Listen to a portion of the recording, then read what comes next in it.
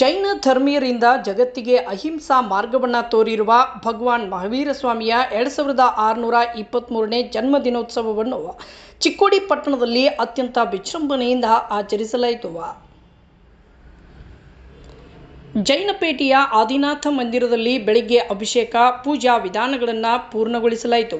ಅಲ್ಲಿಂದ ಆರಂಭವಾದ ಪಲ್ಲಕ್ಕಿ ಮತ್ತು ಮಹಾವೀರ ಪ್ರಭುವಿನ ಭಾವಚಿತ್ರದ ಮೆರವಣಿಗೆ, ಮಹಿಳೆಯರ ಜಾಂಜ್ ಪಥಕ್, ವಾದ್ಯ ಮೇಳಗಳೊಂದಿಗೆ ಅಹಿಂಸಾ ಪರಮೋ ಧರ್ಮ, ಶಾಂತಿ ಧರ್ಮ, ಜೈನ ಧರ್ಮ, ವಿಶ್ವ ಧರ್ಮ ಹೀಗೆ ಹಲವಾರು ಘೋಷಣೆಗಳೊಂದಿಗೆ ಗುರುವಾರಪೇಟೆ, ಕಿತ್ತೂರು ಚೆನ್ನಮ್ಮ ರಸ್ತೆ, ಎನ್ಎಂ ರಸ್ತೆ ಮಾರ್ಗವಾಗಿ ಮಹಾವೀರ್ ನಗರ ಮಂದಿರಕ್ಕೆ ಸೇರಿ ಅಲ್ಲಿ ಪೂಜೆ ಮುಗಿಸಿಕೊಂಡು ಬಸ್ ನಿಲ್ದಾಣದ ಹತ್ತಿರ ಮಹಾವೀರ್ ವೃತ್ತದಲ್ಲಿ ಪೂಜೆಯನ್ನು ನಡೆಸಲಾಯಿತು. ಬಳಿಕ ಶ್ವೇತಾಂಬರ ಮಂದಿರದ ಮೂಲಕ ಹೊಸಪೇಟ್ ಗಲ್ಲಿಯ ಮಂದಿರದಲ್ಲಿ ಪೂಜೆ ಪೂರ್ಣಗೊಳಿಸಲಾಯಿತು. ಬಳಿಕ ವತ್ತಾರಿ ಗಲ್ಲಿ ಮೂಲಕ ಜೈನ್ ಪೇಟೆಯ ಆದಿನಾಥ ಮಂದಿರದಲ್ಲಿ ಮೆರವಣಿಗೆ ಸಮಾಪ್ತಿಯಾಯಿತು. ಮಧ್ಯಾಹ್ನ ಶ್ರಾವಕ ಶ್ರಾವಕಿಯರಿಗಾಗಿ ಭೋಜನದ ವ್ಯವಸ್ಥೆಯನ್ನು ಮಾಡಲಾಗಿತ್ತು. ಸಂಜೆಯ ಸಮಯಕ್ಕೆ ಜೈನ್ ಪೇಟೆ ಮಂದಿರದಲ್ಲಿ ಜನ್ಮ ಕಲ್ಯಾಣ ಸೇರಿದಂತೆ ಹಲವಾರು ಮನರಂಜನಾ ಕಾರ್ಯಕ್ರಮಗಳನ್ನು ಆಯೋಜಿಸಲಾಗಿದೆ.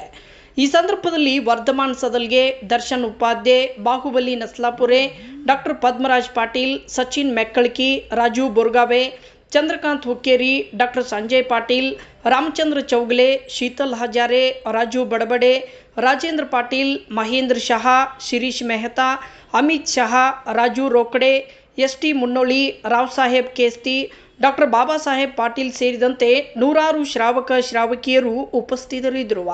ವರದಿ ಪ್ರಶಾಂತ್ ಗಸ್ತಿ, ಚಿಕ್ಕೋಡಿ.